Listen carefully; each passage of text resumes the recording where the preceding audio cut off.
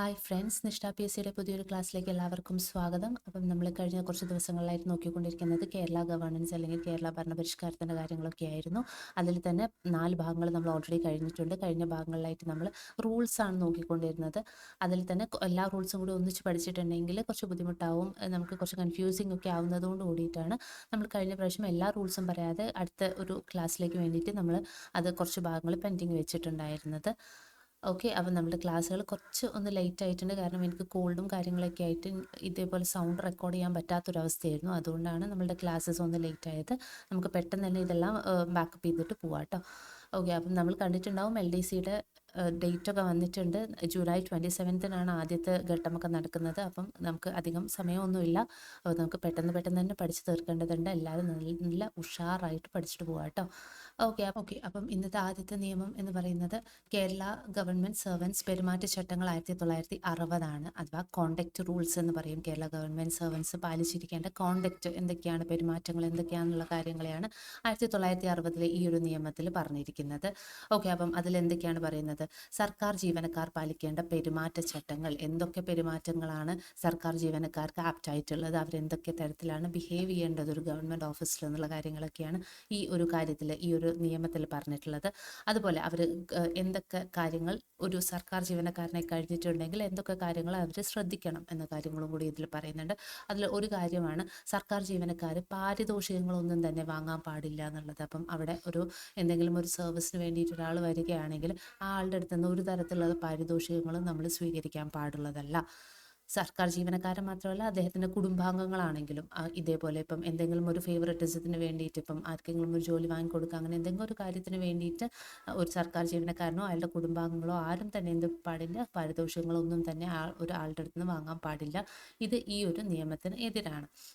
എന്താണ്, സർക്കാരിൻ്റെ മുൻകൂർ അനുവാദമില്ലാതെ സർക്കാർ ജീവനക്കാരനോ അദ്ദേഹത്തിൻ്റെ കുടുംബാംഗങ്ങളോ പാരിതോഷികം സ്വീകരിക്കാൻ പാടില്ല. പാരിതോഷികങ്ങൾ സ്വീകരിക്കാം. എപ്പം അത് ചെറിയ പാരിതോഷികൾ, അഥവാ നിസ്സാര മൂല്യമുള്ള, ഇതിപ്പം എന്തെങ്കിലും ഒരു പെന്ന് അല്ലെങ്കിൽ ഒരു പൂവ്, ബുക്കെ, അങ്ങനത്തെ കാര്യങ്ങളൊക്കെ ആണെങ്കിൽ നമുക്ക് സ്വീകരിക്കാം. പക്ഷേ അപ്പോഴും നമ്മൾ മേക്ക് ഷുവർ ചെയ്യേണ്ട ഒരു കാര്യം എന്ന് പറയുന്നത് ഇത് വീണ്ടും റിപ്പീറ്റ് ചെയ്യാൻ പാടില്ല എന്നുള്ളതാണ്. ഇത് നമ്മളെപ്പോഴും നിരുത്സാഹപ്പെടുത്തുകയാണ് ചെയ്യേണ്ടത്. ഇങ്ങനെ ഒരു ഗിഫ്റ്റ് തന്നിട്ട് നമ്മളിങ്ങനെ എന്താ പറയുക, നമ്മളെ ഇൻഫ്ലുവൻസ് ചെയ്യാൻ പാടില്ല. അങ്ങനെ പാടില്ല എന്നുള്ള കാര്യങ്ങൾ നമ്മൾ അവരെ മനസ്സിലാക്കി കൊടുക്കണം. അതുപോലെ തന്നെ നിസ്സാര മൂല്യമുള്ള സമ്മാനങ്ങൾ മാത്രമേ നമ്മൾ അവരുടെ അടുത്ത് നിന്ന് വാങ്ങാനും പാടുള്ളൂ. ഇനി സർക്കാരിൻ്റെ അനുവാദമില്ലാതെ ഒരു തരത്തിലുള്ള പിരിവുകളും നടത്താൻ പാടില്ല. ഓക്കെ, പിരിവുകൾ ഉണ്ടാവുമല്ലോ, നമ്മൾ കണ്ടിട്ടുണ്ടാവും. ചില ഓഫീസിലൊക്കെ നമ്മൾ പോയിട്ടുണ്ടെങ്കിൽ കാണാം, അമ്പലത്തിൻ്റെ പിരിവ് എന്നൊക്കെ പറഞ്ഞിട്ടൊക്കെ അവർ ഓരോ കാര്യങ്ങളൊക്കെ വാങ്ങുന്നതൊക്കെ കണ്ടിട്ടുണ്ടാവും. അപ്പം ഒരു സർക്കാർ ഓഫീസിലാണെങ്കിൽ അങ്ങനത്തെ കാര്യങ്ങളൊന്നും നടത്താൻ പാടില്ല. ഇൻ കേസ് അങ്ങനെ നടത്തണമെന്നാണെങ്കിൽ തന്നെ നമ്മൾ എന്ത് വേണം, സർക്കാരിൻ്റെ മുൻകൂർ അനുവാദം നേടിയിരിക്കണം. ഓക്കെ, ഇനി അടുത്തത്, സർക്കാരിൻ്റെ മുൻകൂർ അനുവാദമില്ലാതെ ഒരു സർക്കാർ ജീവനക്കാരൻ തൻ്റെ അധികാര പരിധിയിൽ ഭൂമി കൈവശമുള്ള ആർക്കും പലിശയ്ക്ക് പണം കൊടുക്കാൻ പാടില്ല. ഇപ്പം ഏതൊരു സ്ഥലത്താണോ നമ്മൾ വർക്ക് ചെയ്യുന്നത്, സർക്കാർ ഉദ്യോഗസ്ഥനായി കഴിഞ്ഞ് നമ്മൾ എവിടെയാണോ വർക്ക് ചെയ്യുന്നത്, ആ ഒരു അധികാര പരിധിയിൽ ഭൂമിയുള്ള ഒരാൾക്ക് നമ്മൾ ഒരിക്കലും പണം പലിശയ്ക്ക് കൊടുക്കാൻ പാടില്ല. ഇനി പറയുന്നത്, നമ്മൾ ഒരു സർക്കാർ ജീവനക്കാരനായിട്ട് അപ്പോയിന്റ് ആയി കഴിഞ്ഞിട്ടുണ്ടെങ്കിൽ ഒരു പെർട്ടിക്കുലർ ഡേയ്സ് ഉണ്ട്, 21-30 ദിവസത്തിനുള്ളിൽ നമ്മളൊരു എഫിഡവിറ്റ് പോലെ ഒരു കാര്യം കൊടുക്കണം. അതായത് നമ്മളുടെ കൈവശമുള്ള സ്വത്തുക്കൾ അല്ലെങ്കിൽ നമ്മുടെ കുടുംബാംഗങ്ങൾ, നമ്മുടെ ഇമ്മീഡിയറ്റ് റിലേറ്റീവ്സ്, അതായത് അച്ഛനമ്മ, ഭാര്യ, ഭർത്താവ്, അങ്ങനെയുള്ള ആൾക്കാരുടെ അടുത്ത് എന്തൊക്കെ തരം സ്വത്തുകളുണ്ട്, ഏതൊക്കെ സ്വത്തുക്കളാണുള്ളത്, എത്ര വീടുകളുണ്ട്, സ്ഥലമുണ്ട്, അങ്ങനത്തെ കാര്യങ്ങളൊക്കെ തന്നെ നമ്മൾ ലിസ്റ്റ് ചെയ്തുകൊണ്ട് ഒരു കാര്യം സർക്കാരിന് നൽകേണ്ടതാണ്. അതിനെക്കുറിച്ചിട്ടാണ് ഈ ഒരു കോണ്ടക്ട് റൂൾസിൽ വകുപ്പ് 34 പറയുന്നത്. എന്താണ്, എല്ലാ സർക്കാർ ജീവനക്കാരും തൻ്റേതോ തൻ്റെ കുടുംബത്തിൻ്റെയും കൈവശമുള്ള സ്വത്തുക്കളുടെ ഒരു പ്രസ്താവന സർക്കാരിലേക്ക് നൽകേണ്ടതാണ്. ഇത് വളരെ ഇമ്പോർട്ടൻ്റ് ആയിട്ടുള്ളൊരു കാര്യമാണ്. നമ്മളൊരു ജോലിയിൽ കയറി കഴിഞ്ഞിട്ടുണ്ടെങ്കിൽ ആദ്യം തന്നെ ചെയ്ത് തീർക്കേണ്ട ഒരു കാര്യമാണ് ഈ ഒരു പ്രസ്താവന നൽകൽ എന്ന് പറയുന്നത്. ഓക്കെ, അപ്പോൾ ഇനിയിപ്പോൾ നമുക്ക് മുന്നോട്ട് പോകുമ്പോൾ ഇതൊക്കെ അറിഞ്ഞിരിക്കേണ്ടതാണ്. നമ്മൾ കയറുന്ന സമയത്ത് നമുക്കിതൊക്കെ ആവശ്യം വരും. അപ്പോൾ ഇതൊക്കെ ഒന്ന് നോക്കി വെച്ചേക്കാം. ഓക്കെ, ഇനി ഒരു സർക്കാർ ഉദ്യോഗസ്ഥൻ ചെയ്യാൻ പാടില്ലാത്ത കാര്യം എന്ന് പറയുന്നത്, അദ്ദേഹം ഒരിക്കലും ഒരു ബിസിനസ് സ്റ്റാർട്ട് ചെയ്യാനോ വ്യാപാരം നടത്താനോ ഒന്നും പാടില്ല. ഒരു സർക്കാർ ജീവനക്കാരനായി ഇരിക്കെ അദ്ദേഹം ഒരിക്കലും ഒരു വ്യാപാരത്തിലോ ബിസിനസ്സിലോ ഇടപെടാൻ പാടുള്ളതല്ല. പക്ഷേ അതിലൊരു എക്സെപ്ഷൻ എന്ന് പറയുന്നത്, സാമൂഹ്യപരവും ധർമ്മപരവുമായിട്ടുള്ള സ്വഭാവമുള്ള അല്ലെങ്കിൽ സാഹിത്യം, ശാസ്ത്രം എന്നിവയുമായിട്ട് ബന്ധപ്പെട്ട ജോലിയൊക്കെ ആണെങ്കിൽ അത് നമുക്ക് വേണമെങ്കിൽ വല്ലപ്പോഴും ഏറ്റെടുക്കാം. അതും എപ്പോഴും പാടില്ല. നമുക്ക് ഏറ്റെടുക്കാം ചില കാര്യങ്ങൾ, ചില ബിസിനസ് അങ്ങനത്തെ ഇതിപ്പോൾ ധർമ്മപരമായിട്ട് നമ്മുടെ മതപരമായിട്ടുള്ളതോ സാമൂഹ്യപരമായിട്ടുള്ള കാര്യങ്ങളൊക്കെ വരുമ്പോൾ, അല്ലെങ്കിൽ സാഹിത്യവും ശാസ്ത്രവും ഒക്കെ ആയിട്ട് ബന്ധപ്പെട്ടിട്ടുള്ള കാര്യങ്ങളൊക്കെ ആണെങ്കിൽ നമ്മൾക്ക് വേണമെങ്കിൽ നമ്മൾ സർക്കാർ ജീവനക്കാരനായിരിക്കെ തന്നെ ആ ജോലിയിലും കൂടി ഏർപ്പെടാം. പക്ഷെ അത് പെർമനൻ്റ് ആയിട്ട് സർക്കാർ ജോലിയോടൊപ്പം തന്നെ ഒന്നും അത് കൊണ്ടുപോകാൻ പറ്റില്ല. നമ്മൾ അതിൽ ഇടയ്ക്ക് വല്ലപ്പോഴും നമുക്ക് അങ്ങനെ ഒരു ബിസിനസ്സും എങ്ങനെയെങ്കിൽ ഏറ്റെടുക്കാവുന്നതാണ്. ഓക്കെ, അതിനെക്കുറിച്ച് പറയുന്ന വകുപ്പാണ് വകുപ്പ് 48 എന്ന് പറയുന്നത്. ഓക്കെ, വകുപ്പ് 48ലാണ് വ്യാപാരവും ബിസിനസ്സും ഒരു സർക്കാർ ഉദ്യോഗസ്ഥൻ നടത്താൻ പാടില്ല എന്ന് പറയുന്നതും അതുപോലെ തന്നെ എപ്പോഴൊക്കെ നടക്കാം, അത് സാമൂഹ്യപരവും ധർമ്മപരവുമായിട്ടുള്ള സ്വഭാവമുള്ളതാണെങ്കിലോ അല്ലെങ്കിൽ സാഹിത്യം ശാസ്ത്രം എന്നിവയുമായിട്ട് ബന്ധപ്പെട്ടിട്ടുള്ളതാണെങ്കിലോ മാത്രം നമ്മൾക്ക് ഇതിൽ വല്ലപ്പോഴും ഏറ്റെടുക്കാവുന്നതാണ്. ഓക്കെ, ഇനി വകുപ്പ് 49 പറയുന്നത് PSCയുമായിട്ട് ബന്ധപ്പെട്ടിട്ടുള്ള കാര്യങ്ങളാണ്. ഒരു സർക്കാർ ജീവനക്കാരൻ ഒരു PSCയുമായിട്ട് ബന്ധപ്പെട്ട് എന്തൊക്കെ കാര്യങ്ങൾ ശ്രദ്ധിക്കണം. ഓക്കെ, അപ്പം PSC ചോദ്യ പേപ്പർ സെറ്റ് ചെയ്യുന്നതിലും പരീക്ഷാ മേൽനോട്ടം വഹിക്കുന്നതിലും കടലാസ് പരിശോധിക്കുന്നതിലും അഭിമുഖങ്ങൾ നടത്തുന്നതിലും ഒന്നിലും തന്നെ ഒരു സർക്കാർ ഉദ്യോഗസ്ഥൻ വീഴ്ച വരുത്താൻ പാടുള്ളതല്ല. ഓക്കെ, അപ്പം എന്താണ്, ഉത്തരക്കടലാസ് നോക്കുമ്പോഴോ അല്ലെങ്കിൽ ക്വസ്റ്റ്യൻ പേപ്പർ സെറ്റ് ചെയ്യുമ്പോഴോ, നമ്മൾ ക്വസ്റ്റ്യൻ പേപ്പർ സെറ്റ് ചെയ്ത കഥകളൊക്കെ പലപ്പോഴും കണ്ടിട്ടുള്ളതാണ്. ഇംഗ്ലീഷ് ട്രാൻസ്ലേഷനിൽ വേറൊരു സാധനമായിരിക്കും, മലയാളം ട്രാൻസ്ലേഷനിൽ ഇതൊക്കെ ആയിരിക്കും. ഇത് ആക്ച്വലി ഒരു സർക്കാർ ഉദ്യോഗസ്ഥൻ്റെ കയ്യിൽ നിന്ന് വരാൻ പാടില്ലാത്ത ഒരു വീഴ്ചയാണ്. എങ്കിലും അങ്ങനെ വന്നു പോകുന്നുണ്ട്. മനുഷ്യ സഹജമാണ്. പക്ഷേ ഈ റൂൾ അനുസരിച്ച് അങ്ങനെ ഒരു കാര്യങ്ങളും ഒരു തരത്തിലുള്ള വീഴ്ചകളും വരാൻ പാടില്ല എന്നാണ് പറഞ്ഞിരിക്കുന്നത്. ഓക്കെ, അപ്പം വകുപ്പ് 34 പറയുന്നത് എന്താണ്, നമ്മുടെ കൈവശമുള്ള സ്വത്തുക്കളുടെ ഒരു പ്രസ്താവന നൽകണം. 48 എന്ത് പറയുന്നു, സർക്കാർ ജീവനക്കാർ വ്യാപാരത്തിലോ ബിസിനസ്സിലോ ഒന്നും തന്നെ ഏർപ്പെടാൻ പാടില്ല. അതിലൊരു എക്സെപ്ഷൻ്റെ കാര്യം കൂടി നമ്മൾ പറഞ്ഞു. വകുപ്പ് 49 പറയുന്നത് എന്താണ്, PSC ചോദ്യ പേപ്പർ സെറ്റ് ചെയ്യുന്നതിലും ഉത്തരക്കടലാസ് നോക്കുമ്പോഴോ അഭിമുഖം നടത്തുമ്പോഴോ ഒന്നും തന്നെ ഒരു തരത്തിലുള്ള വീഴ്ചയും സർക്കാർ ഉദ്യോഗസ്ഥൻ്റെ കയ്യിൽ നിന്ന് വരാൻ പാടില്ല എന്നുള്ളതാണ് പറയുന്നത്.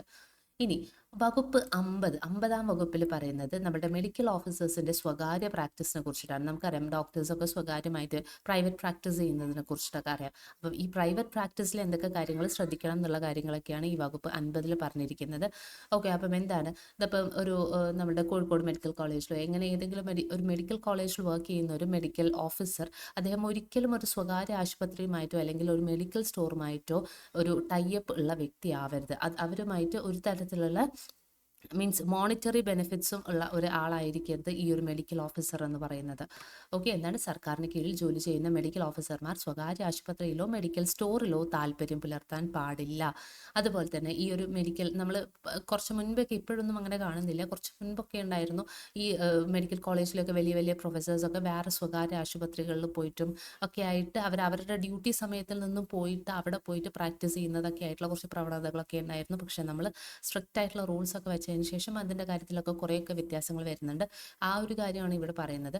ഡ്യൂട്ടി സമയത്തിന് ശേഷം മാത്രമേ ഉള്ളൂ ഒരു മെഡിക്കൽ ഓഫീസർക്ക് പ്രൈവറ്റ് പ്രാക്ടീസ് ചെയ്യാൻ പറ്റുക. അതും അദ്ദേഹത്തിന് എവിടെ ചെയ്യാം, അദ്ദേഹത്തിൻ്റെ താമസ സ്ഥലത്തോ അല്ലെങ്കിൽ രോഗിയുടെ താമസ സ്ഥലത്തോ വെച്ച് മാത്രമേ അദ്ദേഹത്തിന് രോഗിയെ പരിശോധിക്കാൻ പറ്റുകയുള്ളൂ. അപ്പോൾ എന്താണ്, ഒരു മെഡിക്കൽ സ്റ്റോറിലോ അല്ലെങ്കിൽ വേറൊരു സ്വകാര്യ ആശുപത്രിയിലോ പോയിട്ട് ഡ്യൂട്ടി സമയത്തിന് ശേഷമാണെങ്കിൽ പോലും ഒരു ഗവൺമെൻറ് മെഡിക്കൽ ഓഫീസർ ഒരിക്കലും ജോലി ചെയ്യാൻ പാടില്ല. അതാണ് വകുപ്പ് 50 പറയുന്നത്. ഇനി വകുപ്പ് 67 പറയുന്നത് എന്താണ്, സർക്കാർ ജീവനക്കാർ ഒരു രാഷ്ട്രീയ കക്ഷിയിലും സംഘടനയിലും അംഗമാകാൻ പാടില്ല എന്നുള്ളതാണ് പറഞ്ഞിട്ടുള്ളത്. ഓക്കെ, ഒരു തരത്തിലുള്ള രാഷ്ട്രീയ ഇഷ്ടങ്ങളും നമ്മൾ ഒരു ജോലിക്കാരനായിട്ടുണ്ടെങ്കിൽ, സർക്കാർ ജോലിക്കാരനായിട്ടുണ്ടെങ്കിൽ നമ്മൾ വെച്ച് പുലർത്താൻ പാടില്ല. നമ്മളുടെ മനസ്സിൽ ഏത് തരത്തിലുള്ള രാഷ്ട്രീയ ചിന്തയും ആയിക്കോട്ടെ, പക്ഷെ ഒരു സർക്കാരിലേക്ക് വരുമ്പോൾ, സർക്കാർ ജീവനക്കാരനായിട്ട് നമ്മൾ പോസ്റ്റഡ് ആകുമ്പോൾ നമ്മൾക്ക് ഒരു തരത്തിലുള്ള രാഷ്ട്രീയ കാര്യങ്ങളിലും നമുക്ക് ഒരു ഫേവററ്റിസം പാടില്ല. നമ്മൾ രാഷ്ട്രീയ നിഷ്പക്ഷരായിരിക്കും. ഓക്കെ, നമ്മൾ ഇതിൻ്റെ ഫസ്റ്റ് വീഡിയോ, കേരള ഗവേണൻസിൻ്റെ ഫസ്റ്റ് പാർട്ട് ഇട്ട സമയത്ത് നമ്മൾ അതിൽ SCRTയിൽ നിന്നുള്ള കുറച്ച് ഭാഗങ്ങളൊക്കെ പഠിച്ചിട്ടുണ്ടായിരുന്നു. അതിൽ ഉദ്യോഗസ്ഥ വൃന്ദത്തിൻ്റെ ഒരു സവിശേഷതയായിട്ട് തന്നെ പറഞ്ഞിട്ടുണ്ടായിരുന്ന ഒരു കാര്യമായിരുന്നു രാഷ്ട്രീയ നിഷ്പക്ഷത എന്ന് പറയുന്നത്. ഞാൻ അതിൽ നമ്മളുടെ ടെക്സ്റ്റിൽ ഉള്ള ഒരു ചാർട്ട് ഉണ്ടായിരുന്നു, അത് ഞാൻ ഇവിടെ ഒരു സൈഡിൽ കൊടുത്തേക്കാം, അപ്പം നിങ്ങൾക്ക് കാണാം. ഓക്കെ, അപ്പം 67 പറയുന്നത് രാഷ്ട്രീയ നിഷ്പക്ഷരായിരിക്കണം എന്നുള്ള കാര്യമാണ്. ഇനി വകുപ്പ് 86 പറയുന്നത് എന്താണ്, സർക്കാർ ജീവനക്കാർ സമരങ്ങളിൽ പങ്കെടുക്കാൻ പാടില്ല. ഓക്കെ, ഇത് ശരിക്കും നടക്കുന്ന കാര്യമല്ല, പക്ഷേ എന്തായാലും റൂളിൽ വരുന്നുണ്ട്, സർക്കാർ ജീവനക്കാർ സമരങ്ങളിലൊന്നും തന്നെ പങ്കെടുക്കാൻ പാടില്ല എന്ന് പറയുന്നത് വകുപ്പ് 86 ഇനി വകുപ്പ് 89 പറയുന്നത് ഒരു സ്വകാര്യ ബിസിനസ്സിൽ സർക്കാർ ജീവനക്കാർ ജോലി ചെയ്യാൻ പാടില്ല. അപ്പോൾ വേറൊരു സ്വകാര്യ ബിസിനസ് ആരുടെയെങ്കിലും ആവട്ടെ, സ്വന്തം ആവണമെന്നില്ല, സ്വന്തമായിട്ട് സ്വകാര്യ ബിസിനസ് പാടില്ല, അത് വേറെ കാര്യം. വേറൊരു സ്വകാര്യ ബിസിനസ്സിൽ നമ്മൾ വർക്ക് ചെയ്യാനും പാടില്ല, അങ്ങനെയും ഒരു റൂളുണ്ട്. ഇനി വകുപ്പ് 92 പറയുന്നത് ഒരു സർക്കാർ ജീവനക്കാരൻ അകാലത്തിൽ തന്റെ ജോലി രാജിവെച്ചാൽ അയാൾക്ക് ലഭിക്കേണ്ടതായിട്ടുള്ള ഉദ്യോഗവിരാമ ആനുകൂല്യങ്ങൾ അദ്ദേഹത്തിന് നിഷേധിക്കപ്പെടും.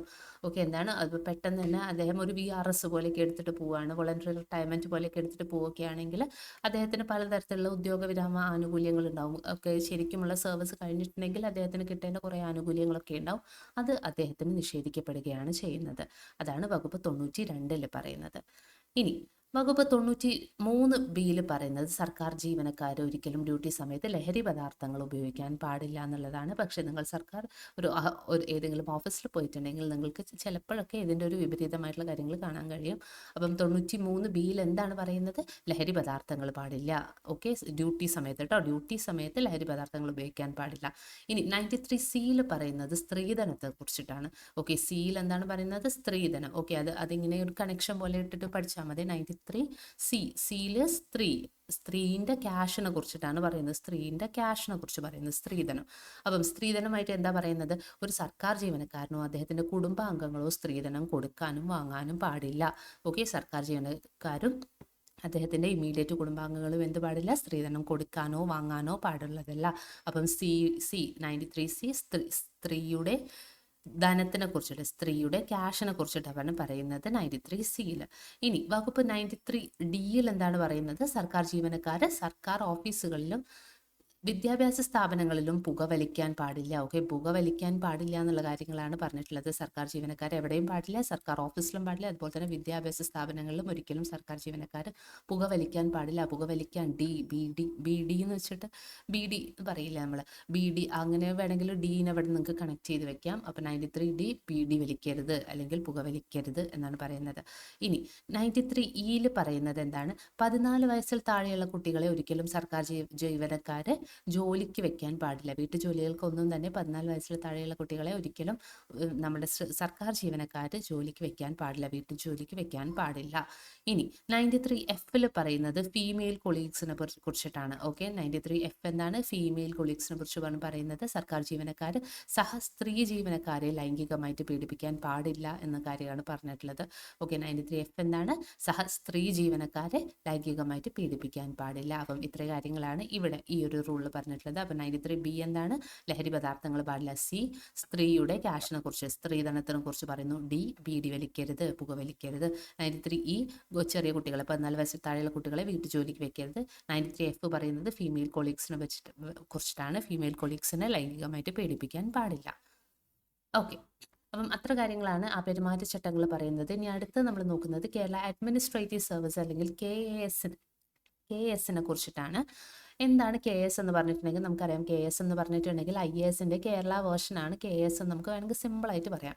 എന്താണ്? ഇന്ത്യൻ സിവിൽ സർവീസ് സമാനമായിട്ട് കേരളം രൂപം നൽകിയിട്ടുള്ള ഒന്നാണ് കേരള അഡ്മിനിസ്ട്രേറ്റീവ് സർവീസ് അഥവാ KAS എന്ന് പറയുന്നത്. ഇത് നിലവിൽ വന്ന ഡേറ്റ് വളരെ ഇമ്പോർട്ടൻ്റ് ആണ്, 2018 ജാനുവരി 1. ഓക്കെ, 2018 ജാനുവരി 1 KS നിലവിൽ വരുന്നത്. ആൻഡ് ഈ KS എന്ന ആശയം ആദ്യമായിട്ട് മുന്നോട്ട് വെച്ചത് ഒരു ഭരണ പരിഷ്കാര കമ്മീഷനായിരുന്നു. അത് 3ാം ഭരണ പരിഷ്കാര കമ്മീഷനായിരുന്നു. ഓക്കെ, അപ്പം KS എന്ന ആശയം മുന്നോട്ട് വെച്ചതാരായിരുന്നു? 1997 3ാം ഭരണപരിഷ്കാര കമ്മീഷനായിരുന്നു. അതിൻ്റെ അധ്യക്ഷനായിട്ടുണ്ടായിരുന്നത് അന്നത്തെ മുഖ്യമന്ത്രിയായിരുന്ന EK നായനാരാണ്. ഓക്കെ, അന്നത്തെ മുഖ്യമന്ത്രിയല്ല, അന്നത്തെ പ്രതിപക്ഷമായിരുന്ന EK നായനാരാണ് അതിൻ്റെ അധ്യക്ഷനായിട്ട് ഉണ്ടായിരുന്നത് 1997 3ാം ഭരണപരിഷ്കാര കമ്മീഷനിൽ. ഇനി Kerala public services act 1968 section 2(1) പ്രകാരമാണ് Kerala administrative service special rule 2017 രൂപം കൊള്ളുന്നത്. ഓക്കെ, ഈ ഒരു Kerala administrative service special rule 2017 പ്രകാരമാണ് KS നിലവിൽ വന്നിട്ടുള്ളത്. ആ ഒരു കാര്യം വരുന്നത് എങ്ങനെയാണ്? Kerala public service act 1968 section 2(1) ഈ ഒരു സ്പെഷ്യൽ റൂളിനെ കുറിച്ചിട്ടുള്ള പരാമർശമുള്ളത്. അത് പ്രകാരമാണ് കേരള അഡ്മിനിസ്ട്രേറ്റീവ് സർവീസസ് നിലവിൽ വരുന്നത്. ഇനി KSുമായിട്ട് ബന്ധപ്പെട്ടിട്ടുള്ള സ്പെഷ്യൽ റൂൾ ഏതാണെന്ന് ചോദിച്ചിട്ടുണ്ടെങ്കിൽ അത് KS സ്പെഷ്യൽ റൂൾ 2017 അഥവാ കേരള അഡ്മിനിസ്ട്രേറ്റീവ് സർവീസസ് വിശേഷാൽ ചട്ടങ്ങൾ 2017. ഓക്കെ, 17 റൂൾ വന്നിട്ടുള്ളത്, പക്ഷേ നിലവിൽ വന്നത് 2018. വർഷവും അങ്ങോട്ട് ഇങ്ങോട്ട് മാറിപ്പോവാതെ നോക്കുക. ഇനി കെ എസിൻ്റെ ആദ്യ പരീക്ഷ നടന്ന വർഷം എന്ന് പറയുന്നത് 2020 ആൻഡ് കെ എസിലെ ഏറ്റവും ഉയർന്ന ഉദ്യോഗസ്ഥനെയാണ് നമ്മൾ ചീഫ് സെക്രട്ടറി എന്ന് പറയുന്നത്. അതുപോലെ തന്നെ കെ എസിൻ്റെ ഒരു ഉയർന്ന ഉദ്യോഗസ്ഥരിലിരിക്കുന്ന വ്യക്തിയാണ് ജില്ലാ കളക്ടർ എന്ന് പറയുന്നത്. ഓക്കെ, അപ്പം കെ എസിൻ്റെ ഉയർന്ന ഉദ്യോഗസ്ഥർ പറഞ്ഞിട്ടുണ്ടെങ്കിൽ ചീഫ് സെക്രട്ടറി ഇല്ല, ജില്ലാ കളക്ടറാണ് ഉള്ളതെങ്കിൽ അത് നമ്മൾ ടിക്ക് ചെയ്ത് കൊടുക്കണം. ചിലപ്പം ചീഫ് സെക്രട്ടറിന് തന്നെന്ന് വരില്ല, നമ്മൾ വെറും ചീഫ് സെക്രട്ടറി മാത്രം പഠിച്ചു പോയിട്ടുണ്ടെങ്കിൽ നമുക്ക് അവിടെ കൺഫ്യൂഷൻ ആവും. ഓക്കെ, ഇനി അടുത്ത നമ്മൾ നോക്കുന്നത് കേരള അഡ്മിനിസ്ട്രേറ്റീവ് ട്രൈബ്യൂണലിനെ കുറിച്ചിട്ടാണ്. നമ്മൾ കേരള അഡ്മിനിസ്ട്രേറ്റീവ് സർവീസിനെ കുറിച്ച് നമ്മൾ പറഞ്ഞു. അപ്പം എന്താണ് ട്രൈബ്യൂണൽ, കേരള അഡ്മിനിസ്ട്രേറ്റീവ് ട്രൈബ്യൂണൽ എന്താണ്? അപ്പം ട്രൈബ്യൂണൽ എന്ന് പറയുമ്പോൾ തന്നെ എപ്പോഴും ആലോചിക്കുക തർക്കങ്ങൾ പരിഹരിക്കാനുള്ള സ്ഥലം, അതാണ് ട്രൈബ്യൂണൽ എന്ന് പറയുന്നത്. Okay, Kerala administrative tribunal. അപ്പം കേരളത്തിൻ്റെ അഡ്മിനിസ്ട്രേറ്റീവ് ഭരണപരമായിട്ടുള്ള കാര്യങ്ങളിൽ തർക്കങ്ങൾ പരിഹരിക്കാനുള്ള കാര്യങ്ങൾ, അതാണ് കേരള അഡ്മിനിസ്ട്രേറ്റീവ് ട്രൈബ്യൂണൽ എന്ന് പറയുന്നത്. അപ്പം വിശദമായിട്ട് നോക്കുകയാണെങ്കിൽ എന്താണ്, കേരള സർക്കാരിൻ്റെ നേരിട്ടുള്ള നിയന്ത്രണത്തിലുള്ള ജീവനക്കാരുടെയും സർക്കാരിൻ്റെ കീഴിലുള്ള കോർപ്പറേഷനുകളുടെ ജീവനക്കാരുടെയും സേവനം, നിയമനം മുതലായവ സംബന്ധിച്ച പരാതികളും തർക്കങ്ങളും പരിഹരിക്കാനുള്ള ഒരു സംഭവമാണ് എന്തെന്ന് പറയുന്നത് കേരള അഡ്മിനിസ്ട്രേറ്റീവ് ട്രൈബ്യൂണൽ അഥവാ KAT എന്ന് പറയുന്നത്. ഓക്കെ, എന്താണ്, കേരള സർക്കാരിന് നേരിട്ടുള്ള നിയന്ത്രണത്തിലുള്ള ജീവനക്കാരുടെയും സർക്കാരിൻ്റെ കീഴിലുള്ള കോർപ്പറേഷനിലെയും ജീവനക്കാരുടെ എന്തിനൊക്കെ കാര്യങ്ങളിലാണ്, സേവനത്തിലും നിയമനത്തിലുമുള്ള കാര്യങ്ങളിൽ പരാതികളും തർക്കങ്ങളും ഒക്കെ പരിഹരിക്കാൻ വേണ്ടിയിട്ടുള്ളതാണ് കേരള അഡ്മിനിസ്ട്രേറ്റീവ് ട്രൈബ്യൂണൽ എന്ന് പറയുന്നത്. അപ്പം കേരളത്തിൻ്റെ അഡ്മിനിസ്ട്രേറ്റീവ് ട്രൈബ്യൂണലിനെ കുറിച്ച് പറയുമ്പോൾ നമ്മൾ അഡ്മിനിസ്ട്രേറ്റീവ് ട്രൈബ്യൂണൽ എന്താണെന്നും കൂടി ഉള്ളത് ഒന്ന് നോക്കി വെക്കണം. നമ്മൾ ഭരണഘടന പഠിക്കുന്ന സമയത്ത് പലപ്പോഴുമായിട്ട് ആർട്ടിക്കിളൊക്കെ ആയിട്ട് പഠിച്ചിട്ടുള്ളതാണ് അഡ്മിനിസ്ട്രേറ്റീവ് ട്രൈബ്യൂണൽ എന്ന് പറയുന്നത്. എന്നാലും നമുക്കൊന്ന് റിവൈവ് ചെയ്ത് നോക്കാം എന്താണെന്നുള്ളത്. അഡ്മിനിസ്ട്രേറ്റീവ് ട്രൈബ്യൂണൽ എന്ന് പറഞ്ഞിട്ടുണ്ടെങ്കിൽ ഇന്ത്യയിൽ കേന്ദ്ര സംസ്ഥാന സർക്കാർ ജീവനക്കാരുടെ സേവന സംബന്ധമായിട്ടുള്ള തർക്കങ്ങളും പരാതികളും പരിഹരിക്കാനുള്ള സംവിധാനമാണ് അഡ്മിനിസ്ട്രേറ്റീവ് ട്രൈബ്യൂണൽ എന്ന് പറയുന്നത്. കേരള അഡ്മിനിസ്ട്രേറ്റീവ് ട്രൈബ്യൂണൽ എന്ന് പറയുന്നത് കേരള സർക്കാരിന് നേരിട്ടുള്ള കാര്യങ്ങളിൽ ഉള്ള പരാതികളൊക്കെ പരിഹരിക്കാനുള്ളതാണെങ്കിൽ ഇത് കേന്ദ്ര സംസ്ഥാന സർക്കാർ ജീവനക്കാരുടെ സേവന സംബന്ധമായിട്ടുള്ള തർക്കങ്ങളും പരാതികളും പരിഹരിക്കാനുള്ളതാണ് അഡ്മിനിസ്ട്രേറ്റീവ് ട്രൈബ്യൂണൽ എന്ന് പറയുന്നത്. ആൻഡ് ഇതിനു വേണ്ടി കൊണ്ടുവന്നിട്ടുള്ള ഒരു ആക്ട് ഉണ്ട്, അതാണ് അഡ്മിനിസ്ട്രേറ്റീവ് ട്രൈബ്യൂണൽ ആക്ട് എന്ന് പറയുന്നത്.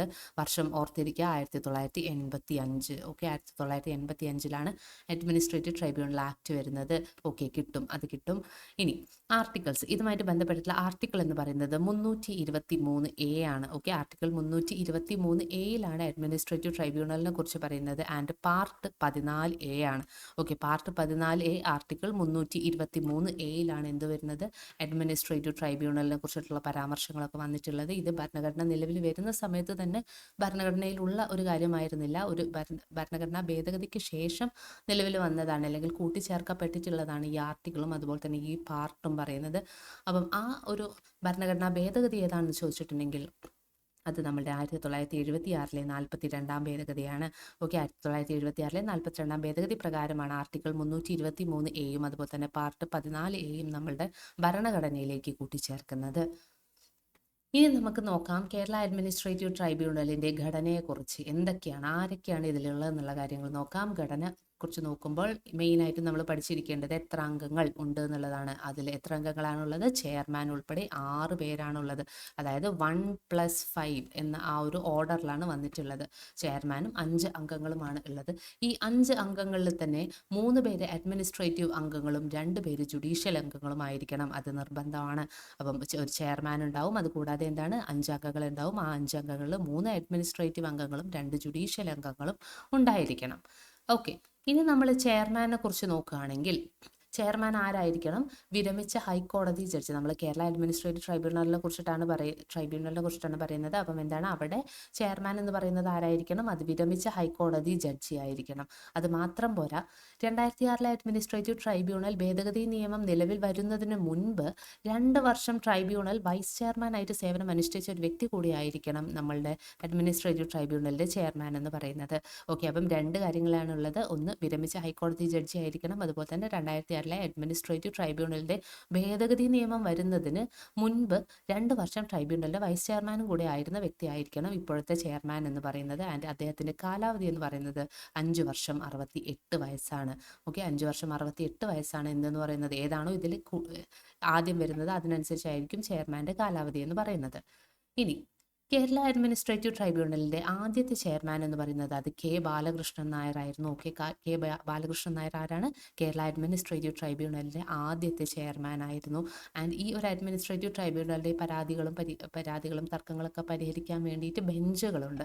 ഓക്കെ, അതിന് നമ്മളുടെ ആ കാര്യത്തിൽ അതുപോലെ കേസുകളൊക്കെ നടത്തുന്നത് 2 ബെഞ്ചുകളിലാണ് കേരളത്തിൽ മെയിനായിട്ടും നടക്കുന്നത്.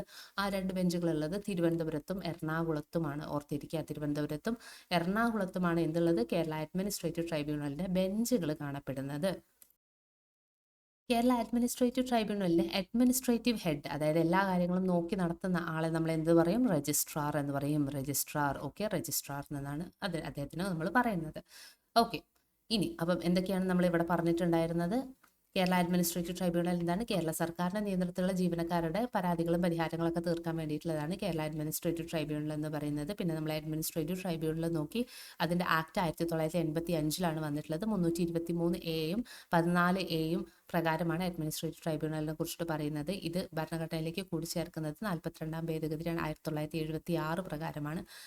ഇതിൻ്റെ ഘടന എന്ന് പറയുന്നത് എന്താണ്? ചെയർമാൻ ഉൾപ്പെടെ 6 പേര്, അതായത് 1+5 എന്ന ഒരു ഇതിലാണ്. ആ 5-ൽ 3 പേര് അഡ്മിനിസ്ട്രേറ്റീവ് അംഗങ്ങളും 2 ജുഡീഷ്യൽ അംഗങ്ങളുമാണ് വേണ്ടത്. ചെയർമാൻ എന്ന് പറയുന്ന വ്യക്തി ആരായിരിക്കണം?